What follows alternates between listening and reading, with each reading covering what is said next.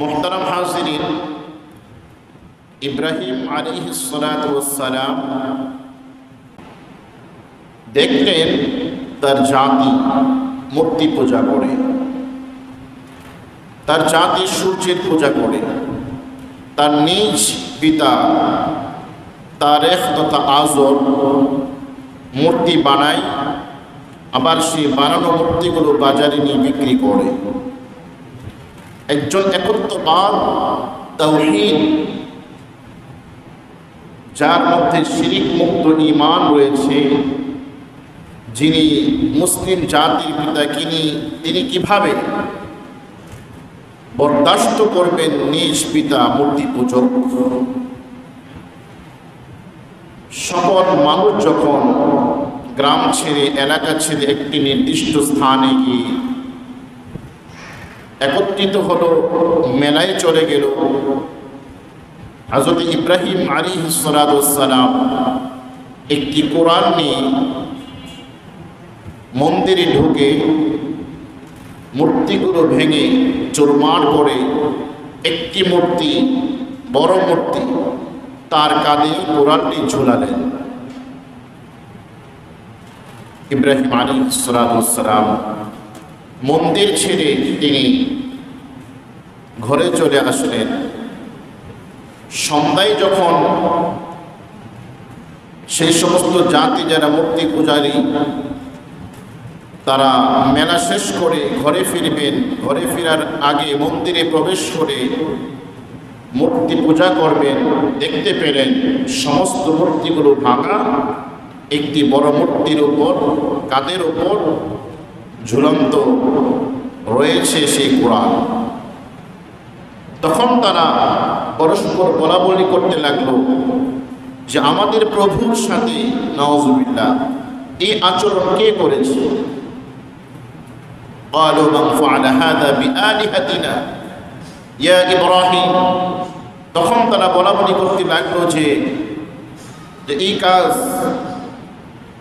মান ফাআলা বিহাযা বিআলিহাতিনা, আমাদের প্রভুদের সাথে এই কাজ সেই করেছে যে আমাদের প্রভুর সমালোচনা করত, তাকে ইব্রাহিম বলা হয়। তো ইব্রাহিম আলাইহিস সালাতু ওয়াস সালামকে জিজ্ঞাসা করা হলো, তিনি কৌশল অবলম্বন করে তিনি বললেন যে এখানে যে মূর্তিগুলো ভেঙেছে, এগুলো এর বড়টা ভেঙেছে। বড়টা বলতে তারা বুঝেছে মূর্তির মধ্যে যে সবচেয়ে বড় মূর্তি সেই ভেঙেছে, কিন্তু আসলে সেই স্থানের মধ্যে সবচেয়ে বড় তো একত্ববাদের বিশ্বাসী হযরত ইব্রাহিম আলাইহিস সালাতু ওয়াস সালাম। তিনি এই কথাই বোঝানোর উদ্দেশ্য ছিল যে আমি ভেঙেছি, এই কথা সরাসরি না বলেছি এখানে যে বড়টা আছে সেই ভেঙেছি, অর্থাৎ বড় মূর্তি, তার কাঁধেই ঝোলানো সেই কোরআন। তখন তারা বলল যে মূর্তি, যে বড় মূর্তি, সে কিভাবে ওই ছোট মূর্তিগুলোকে ভাঙবে? এটা কিভাবে সম্ভব? তার হাত আছে কিন্তু নড়াচড়া নেই, পা আছে কিন্তু নড়াচড়া নেই, মুখ আছে, চোখ আছে, জবান আছে কিন্তু নড়াচড়া নেই। ইব্রাহিম আলাইহিস সালাতু ওয়াস সালামের উদ্দেশ্য ছিল তারা যেন এই কথাটা উপলব্ধি করে যে মৃত, যার হাত থাকতে নাড়াতে পারে না, পা থাকতে চলতে পারে না, জবান থাকতে কথা বলতে পারে না, সে আবার কিভাবে প্রতিপালক হয়, সে কিভাবে প্রতিপালক হতে পারে, সে কিভাবে শ্রেষ্ঠা প্রাপ্ত হতে পারে। অতঃপর তারা বুঝে নিল সবশেষে যে ইব্রাহিমই এই মূর্তির সাথে এই আচরণ করেছে। তখন তাদের অভিযোগ তাদের প্রভু নমরুদের কাছে অভিযোগ করল। নমরুদ ইব্রাহিম আলাইহিস সালাতু ওয়াস সালামকে আহ্বান করল। নমরুদের কাছে যখন ইব্রাহিম আলাইহিস সালাতু ওয়াস সালাম গেলেন, তখন সকল মানুষ তাকে সেজদা দেয়, কিন্তু তিনি সেজদা তো দূরের কথা, সামান্য সম্মানটুকু তাকে দেখালেন না। ফলে কি হলো, নমরুদ এবং ইব্রাহিম আলাইহিস সালাতু ওয়াস সালামের সঙ্গে এক ধরনের একটি বিতর্ক অনুষ্ঠিত হলো। সেই বিতর্ক কি? সেই বিতর্ক যে উভয়ের মধ্যে যে ইব্রাহিম আলাইহিস সালাম তিনি বললেন যে আমার প্রতিপালক তো মহান আল্লাহ সুবহানাহু ওয়া তাআলা। যে বিতর্কটা মহান আল্লাহ রাব্বুল আলামিন সূরাতুল বাকারার মধ্যে স্পষ্টভাবে ধারাবাহিকভাবে আলোচনা করেছেন। যে আল্লাহ রাব্বুল আলামিন ইরশাদ করেন, আলাম তারা ইলাল্লাযী হাজ্জা ইব্রাহিমা ফি রাব্বিহি আন আতাহুল্লাহুল মুলক। এই আয়াত থেকে একেবারে শেষ পর্যন্ত মহান আল্লাহ সুবহানাহু ওয়া তাআলা নবী মুহাম্মদ সাল্লাল্লাহু আলাইহি ওয়াসাল্লামকে বললেন, আলাম তারা ইলাল্লাযী হাজ্জা ইব্রাহিমা ফি রাব্বিহি আন আতাহুল্লাহুল মুলক। যে ইব্রাহিম এর সঙ্গে যে ঝগড়ায় লিপ্ত হয়েছিল সেই সম্পর্কে আপনি কি অবগত নন? যাকে আমি রাজত্ব দান করেছিলাম। অর্থাৎ এই ঝগড়াটা অনুষ্ঠিত হওয়ার অন্যতম কারণ যাকে আমি রাজত্ব দান করেছিলাম। আর রাজত্ব দান করার কারণেই সে অহংকার ভাব চলে আসে, ক্ষমতার ভাব চলে আসে। বাস এই জন্যই সে তো প্রভুত্ব দাবি করেছে। কারণ যার কাছে বেশি ক্ষমতা থাকে সে সব কিছুই করার চেষ্টা করে, জনগণের উপর জুলুম নির্যাতন সব কিছু, এমনকি এক পর্যায়ে নিজেকে খোদা বলে দাবি করে। এটাও ইতিহাসের মধ্যে রয়েছে।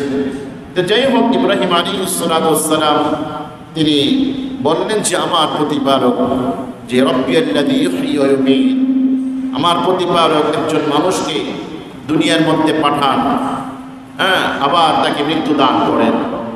তখন নমরুদ বললে, আনা উহয়ী ওয়া উমীত। আরে তুমি কি বলো, আমি তো জীবনদাতা, আমি মৃত্যুদাতা। নাউযুবিল্লাহ। তখন ইব্রাহিম আলাইহিস সালাম বলল যে আমার প্রতিপালক জীবন এবং মৃত্যু দান করেন। শুধু তাই নয়, তিনি ইয়াতি বিশ-শামসি মিনাল মাশরিকি মিনাল মাগরিবি, যে আমার প্রতিপালক সকালবেলায় ভোর যখন হয় তখন সেই পূর্ব আকাশ থেকে সূর্যকে উদিত করেন, আবার পশ্চিম আকাশে সন্ধ্যাবেলায় অস্তমিত করেন। সুতরাং তুমি তোমার কথাই তোমার প্রভুত্ব যে দাবি করেছো, এই দাবি অনুযায়ী তুমি যদি সত্যবাদী হয়ে থাকো তাহলে তুমি দেখাও এই সূর্যকে তুমি পশ্চিম আকাশ থেকে উদিত করে পূর্ব আকাশে তুমি অস্তমিত করে। তখন নমরুদ লাজবাব হয়ে গেল, ফাবুহিতাল্লাযী কাফার, যে একেবারে সে হতভম্ব হয়ে গেল। চূড়ান্ত পর্যায়ে সে কাফের, যেহেতু সেই এই চ্যালেঞ্জটা সে গ্রহণ করতে পারল না। তো যাই হোক, এক পর্যায়ে নমরুদ বলল যে আমি তো জীবনদাতা মৃত্যুদাতা, তুমি কি দেখতে চাও? তখন একজনকে জেলখানা থেকে বের করে তাকে মুক্তি দিল, আবার আরেকজন নিরপরাধ মানুষকে জুলুম করে জেলের মধ্যে আবদ্ধ করল। তখন এই কথা বোঝাতে চাইল যে আমি জেল থেকে মুক্তি দিই, তার মানে আমি জীবন দিই। আর একজন মানুষ স্বাধীন, তাকে জেলের মধ্যে আবদ্ধ করি। এখন ইব্রাহিম আলাইহিস সালাম বলল যে জীবন এবং মৃত্যু এই মর্মটাই যে বুঝে না, সে আবার কিভাবে প্রতিপালক হয়। অবশেষে নমরুদ তার কথায় পরাজয় বরণ করল। ফাবুহিতাল্লাযী কাফার, সে হতভম্ব হয়ে গেল, লাজবাব হয়ে গেল। যাই হোক, অবশেষে যে ইব্রাহিম আলাইহিস সালাম যে তাদের কাছে যে অপরাধ, যে মূর্তিগুলো ভাঙল, এই কারণে তাকে সিদ্ধান্তে উপনীত হলো তাকে অগ্নিকুণ্ডে নিক্ষেপ করবে। যার ইতিহাস, যার গল্প, যার অবস্থাটা আমরা অনেকেই জানি যে অগ্নিকুণ্ড কি বিশাল অগ্নিকুণ্ড তৈরি করলো 16 মাইল পর্যন্ত বিশাল জায়গায় লাকড়ি এবং অন্যান্য আসবাবপত্র দিয়ে সেখানে আগুনকে প্রজ্বলিত করলো। এক পর্যায়ে ইব্রাহিম আলাইহিস সালামকে তাফসীরের মধ্যে এসেছে যে তাকে উলঙ্গ করে সে আগুনের মাঝখানে নিক্ষেপ করা হলো। নিক্ষেপের পূর্বে যে সমস্ত ফেরেশতারা ইব্রাহিম আলাইহিস সালামকে বলল যে আপনি মহান প্রতিপালকের কাছে সাহায্য প্রার্থনা করুন, যে আল্লাহ রাব্বুল আলামিন আপনাকে ওই আগুন থেকে তিনি মুক্তি দান করবেন। তখন ইব্রাহিম আলাইহিস সালাম স্পষ্টভাবে ফেরেশতাদেরকে জানিয়ে দিল যে মহান প্রতিপালকের বান্দা আমি, এই পৃথিবীতে একমাত্র তাকেই আমি মানি একত্ববাদ হিসাবে। সুতরাং আমি কেন মহান আল্লাহর কাছে চাইব, আমি কেন প্রার্থনা করব? আমি যদি সত্যি মহান আল্লাহ সুবহানাহু ওয়া তাআলাকে বিশ্বাস করে থাকি, তাহলে তিনি অবশ্যই তিনি দেখতেছেন, শুনতেছেন, জানতেছেন, সব কিছু তিনি অবলোকন করতেছেন। তিনি চাইলে আমাকে আগুন থেকে কিভাবে রক্ষা করবেন তিনি ভালো জানেন। আমি মহান আল্লাহ সুবহানাহু ওয়া তাআলার কাছে সাহায্য প্রার্থনা করব না। সুবহানাল্লাহ। যখন ইব্রাহিম আলাইহিস সালাতু ওয়াস সালামকে আগুনের মধ্যে নিক্ষেপ করলো, মহান আল্লাহ সুবহানাহু ওয়া তাআলা আগুনকে উদ্দেশ্য করে তিনি বললেন, কুলনা ইয়া নারু কুনি বারদান ওয়া সালামান আলা ইব্রাহিম।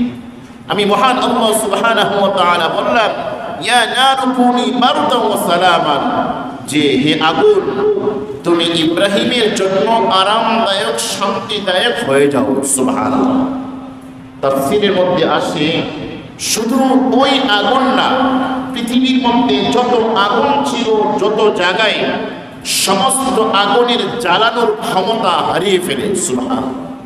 40 দিন পর্যন্ত মানুষ আগুন থেকে উপকৃত হতে পারে নাই, কারণ আল্লাহ রাব্বুল আলামিনের হুকুম ছিল আগুন যেন আরামদায়ক, শান্তিদায়ক হয়ে যাও।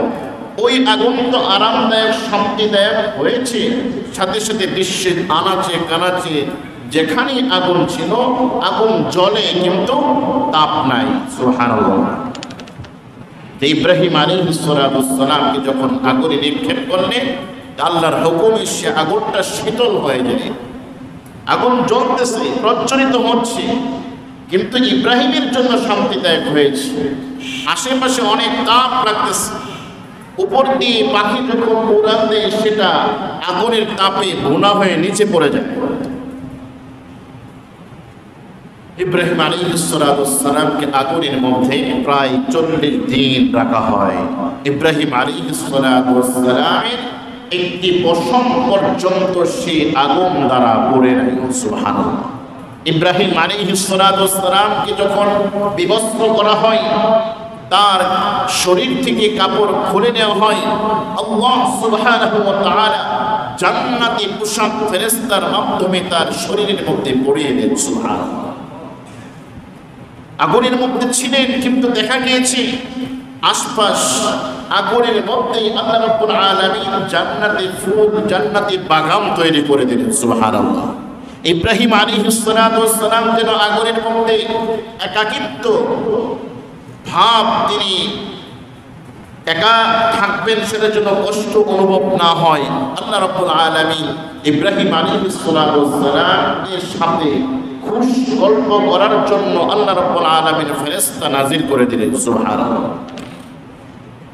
অবশেষে ইব্রাহিম আলাইহিস সালামের এই যে আগুন, নমরুদ দেখতেছে আর আগুনকে বলতেছে, হে আগুন, তোমাকে এত বিশালভাবে আমি প্রজ্বলিত করলাম, তোমার কি ক্ষমতা নেই?